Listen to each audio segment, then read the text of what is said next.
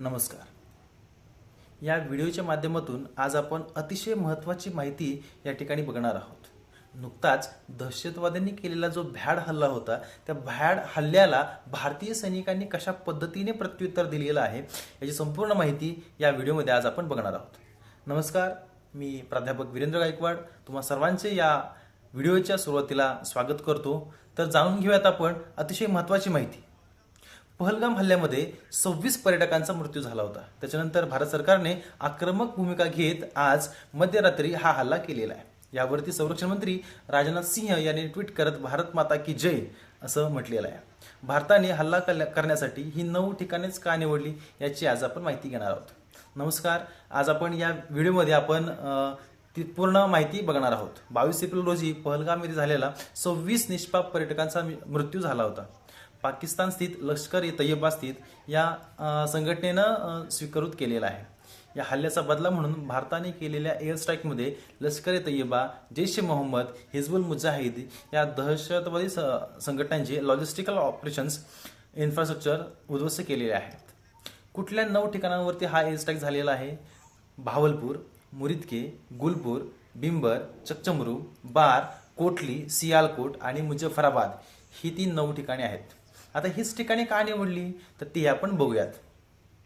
निवडण्यात आलेली ही सर्व जी ठिकाणे आहेत त्यांची दहशतवादी कारवाया यासोबतच भारत विरोधी कारवाया यांच्यामध्ये डायरेक्ट सहभाग असल्याचा इतिहास आहे. आता भारताने काय केलं तर identify this sites based on cumulative assessment of significance of to the terrorist across the India and Pakistan borders. म्हणजे त्या ठिकाणी जी एकूण इकोसिस्टम आहे, जी दहशतवादाला पोषक आहे, दहशतवादाला पोचत आहे, त्यांना बळ देत आहे, प्रशिक्षण देत आहे, हे सर्व जे आहे ते भारतानं आयडेंटिफाय केलं आणि मग त्या ठिकाणी एअर स्ट्राईक केलेला आहे. आता 2 महत्त्वाचे जे स्ट्राईक होते की जे अगदीच महत्त्वाचे आहेत ते होतं जैश-ए-मोहम्मदचं भावलपूर येथील आणि मुरिदके येथलं, ज्या ठिकाणी 25 ते 30 टेररिस्ट आहेत, प्रत्येक ठिकाणी मारले गेलेले आहेत. आता मुरिदके जे आहे हे फार महत्त्वाचं आहे, कारण की मस्जिद व मरकराज तैयबा हे जे LETचे 9 सेंटर्स आहे त्या ठिकाणी ते होतं. आयडिओलॉजिकल ते हेडक्वार्टर सुद्धा आपण त्याला म्हटलं जायचं. या ठिकाणचा हल्ला हा फार महत्त्वाचा मानला जातोय. पाकिस्तानमध्ये यालाच दहशतवादासाठी टेरर नर्सरी सुद्धा म्हटलं जायचं. त्याच्यामुळं या स्ट्राईकमधून फार महत्त्वाचं असं भारताने यश संपादन केलेलं आहे. पहिले ठिकाण जे आहे ते भावलपूर. जैश-ए-मोहम्मद या दहशतवादी संघटनेचं हे मुख्यालय आहे. पाकिस्तानमधील दक्षिण पंजाब भागामधील हे ठिकाण भारताच्या निशाण्यावरती असलेले प्रमुख ठिकाण होतं. आता जैश-ए-मोहम्मदसाठी जे हेडक्वार्टर असलेली ही जी सिटी आहे ही संपूर्ण पाकिस्तानमधील माहिती आहे. मसूद अझहरद्वारे ही ऑर्गनायझेशन आहे ही चालवली जाते. यासोबतच या दहशतवादी संघटनेनं वेगवेगळे जे हल्ले भारतावरती झालेले आहेत, महत्त्वाचे हल्ले, त्याची जबाबदारी वेळोवेळी स्वीकारलेली आहे.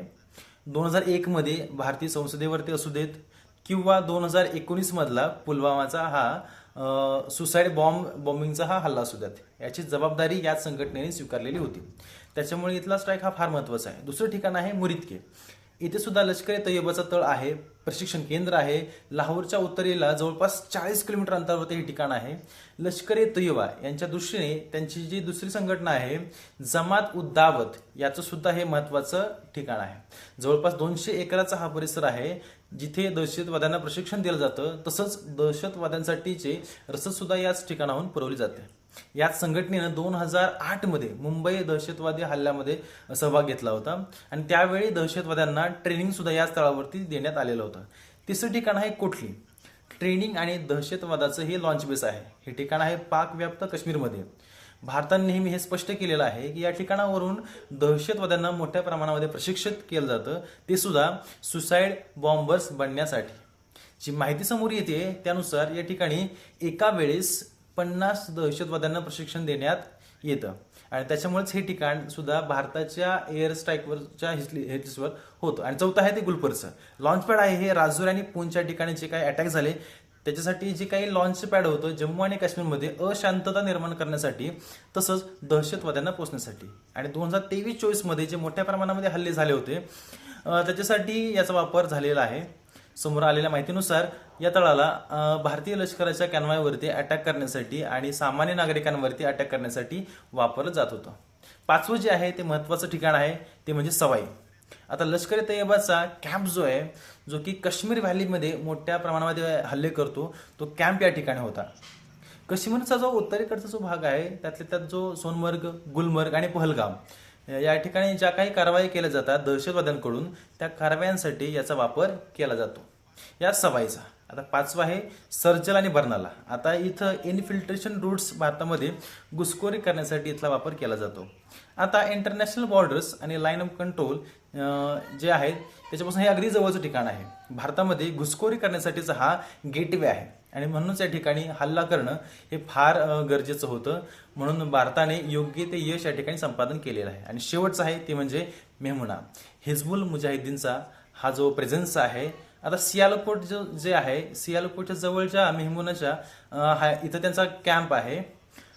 काश्मीरमध्ये जे गेल्या दोन दशकांमधून मोठ्या प्रमाणामध्ये दहशतवादी हल्ले होत आहेत, जे दहशतवादी कारवाई त्यांच्यावर कडून केल्या जात आहेत, त्याच्यामध्ये या संघटनेचा मोठा वाटा राहिलेला आहे. गेल्या काही वर्षांपासून जर का आपण बघितलं तर हिजबुल मुजाहिदीन ही जी संघटना आहे थोडीशी मरणासन्न अवस्थेमध्ये आहे. तरीसुद्धा या संघटनेने स्वतःला जिवंत ठेवण्यासाठी दहशतवाद्यांना प्रशिक्षण देणं ही सुरूच ठेवलेलं आहे. यासोबतच बॉर्डरवरती काही ना काही कारवाई त्यांच्याकडून केल्या जात होत्या. आता इथे सुद्धा भारताने एअर स्ट्राईक केलेला आहे. भारतीय हवाई दलाने एअर स्ट्राईक केल्यानंतर थोड्याच वेळात केंद्र सरकारचे राष्ट्रीय सुरक्षा सल्लागार अजित डोवाल यांनी अमेरिकेचे राष्ट्रीय सुरक्षा सल्लागार त्यांच्याशी संपर्क साधून त्यांना ऑपरेशन संदर्भात पूर्ण माहिती दिलेली होती. आता या हल्ल्यावरती अमेरिकेचे राष्ट्रपती डोनाल्ड ट्रम्प असे म्हणालेत की असं काहीतरी होईल असं सगळ्यांनाच होतं. ही एक लाजिरवाणी बाब आहे असं त्यांनी म्हटलेलं आहे. एअर स्ट्राईक संदर्भात आत्ताच आम्हाला ती माहिती मिळालेली आहे. गेल्या काही दिवसांमध्ये काहीतरी घडणार हे लोकांना माहितीच होतं. भारत व पाकिस्तान यांच्यामध्ये बऱ्याच काळापासून हा संघर्ष चालू आहे. तुम्हाला कल्पना असेलच की ही अनेक वर्ष नाही तर अनेक शतकांपासून हे सुरू आहे. आता आम्ही सर्वजण ही अशी आशा करतो की हे सर्वच जे काही युद्ध आहेत ते लवकर संपवावं आणि याच्यातून चांगला आणि सन्मार्ग काहीतरी निघावा. आणि याच्यामध्ये जे काही दहशतवादी ठार झालेले आहे त्याची सुद्धा माहिती तुम्हाला लवकरच या ठिकाणी मिळेल. तोपर्यंत धन्यवाद.